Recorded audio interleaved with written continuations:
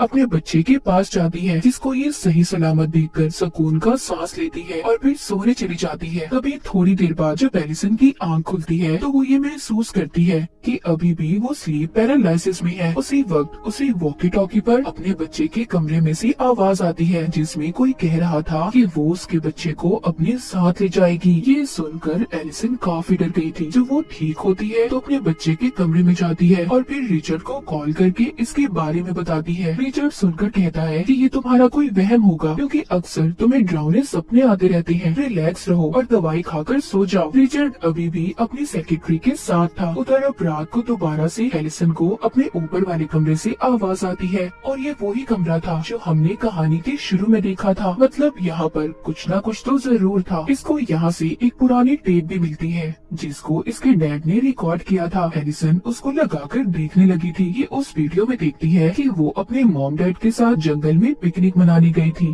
पर साथ ही एक और वो अपनी मॉम की वीडियो देखती है जिसमें उसकी मॉम अजीब सी हरकतें करती हुई दिखाई दे रही थी और उसके डैड ने प्रीस्ट को बुलाया था। ये सब देखकर एलिसन को समझ नहीं आ रहा था कि उसकी मॉम को हुआ क्या था, क्योंकि आज तक उसके डैड ने इस बारे में नहीं बताया था। अब एलिसन किसी तरह उस प्रीस्ट का पता करती है जिसको इसने वीडियो में देखा था और उससे मिलने जाती है। प्रीस्ट उससे पूछता है कि तुम कौन हो। वो बताती है कि आज से कुछ साल पहले मेरे डैड ने तुमसे मदद मांगी थी। मैं उन्हीं की बेटी हूँ। मेरी मॉम को ठीक करने के लिए मुझे जानना है कि आखिर मेरी मॉम को हुआ क्या था, वो क्यों अजीब अजीब हरकतें करती थी। प्रीस्ट कहता है सॉरी, मैं इस बारे में तुम्हारी कोई मदद नहीं कर सकता और ना कुछ बता सकता हूँ। एलिसन कहती है मुझे उस घर में किसी के होने का एहसास होता है, पर प्रीस्ट फिर भी उसकी नहीं सुनता और उसके मुंह पर ही दरवाजा बंद कर देता है। पर फिर उसी दिन प्रीस्ट एलिसन के घर खुद ही आ गया था। एलिसन पूछती है मेरा अब भी यही सवाल है, मेरी मॉम को क्या हुआ था। प्रीस्ट बताता है तुम्हारी मॉम पर किसी बुरी आत्मा का असर था, उसने तुम्हारी मॉम को अपने काबू में कर लिया था और तुम्हारे डैड ने तुम्हें दूसरी फैमिली को इसलिए दिया था, वो तुम्हें महफूज रखना चाहते थे। तुम्हारी मॉम के अंदर जो आत्मा थी वो बहुत खतरनाक थी, उस पर कोई भी मंत्र असर नहीं कर रहा था, इसीलिए उनका गला काट कर हमें तुम्हारी मॉम को मारना पड़ा। इसके बाद तुम्हारे डैड को लगा कि वो आत्मा चली गई है, पर वो इसी घर में मौजूद थी। ये सुनकर एलिसन डर जाती है। वो प्रीस्ट को बताती है कि जब मैं स्लीप पैरालिसिस में होती हूँ तो मुझे कोई नजर आता है। वो प्रीस्ट कहता है ये तुम्हारा कोई वहम नहीं है, बल्कि ये हकीकत है, क्योंकि वही आत्मा अभी भी यहाँ पर मौजूद है जो इस घर से जाना नहीं चाहती। एलिसन पूछती है आखिर उस आत्मा को हमसे चाहिए क्या। प्रीस्ट बताता है कि तुम्हारी नाना की शादी के फौरन बाद ही उनकी वाइफ गायब हो गई थी, फिर उन्होंने दूसरी शादी कर ली जिससे उनके पास 2 बच्चे थे, पर उनमें से सिर्फ तुम्हारी मॉम ही बची थी। जो दूसरी उनकी बहन थी यानी कि तुम्हारी आंटी, उनको वो आत्मा अपने साथ ले गई और वो आत्मा कोई और नहीं बल्कि तुम्हारी पहली नानी है जो अपने बच्चे को लेने आती है। प्रीस्ट किस बच्चे की बात कर रहा था ये हमें कहानी में आगे जाकर पता चलेगा।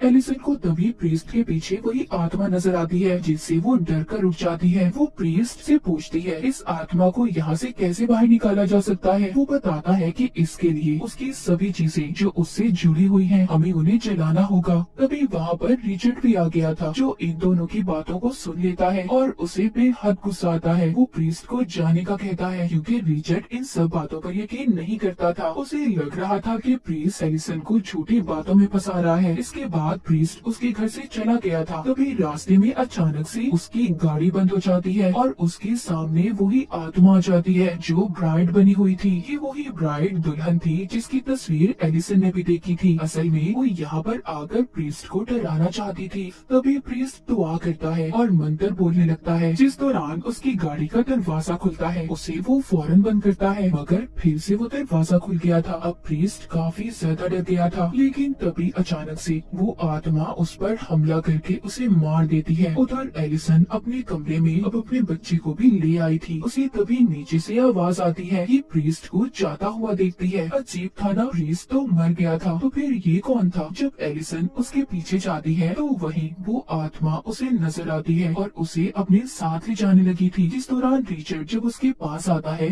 तो आत्मा वहाँ से चली गई थी। जब ये दोनों कमरे में आते हैं तो इन्हें पता चलता है कि वो आत्मा अब इनके बच्चे को अपने साथ ले गई है। अब रिचर्ड पुलिस को बुलाता है अपने बच्चे को ढूंढने के लिए। उधर एलिसन भी ये जानती थी कि उसके बच्चे को एक आत्मा लेकर गई है जिसे पुलिस नहीं ढूंढ सकती। ये अब उसी पैरानॉर्मल इन्वेस्टिगेटर प्रीस्ट को कॉल करती है जिसको इसने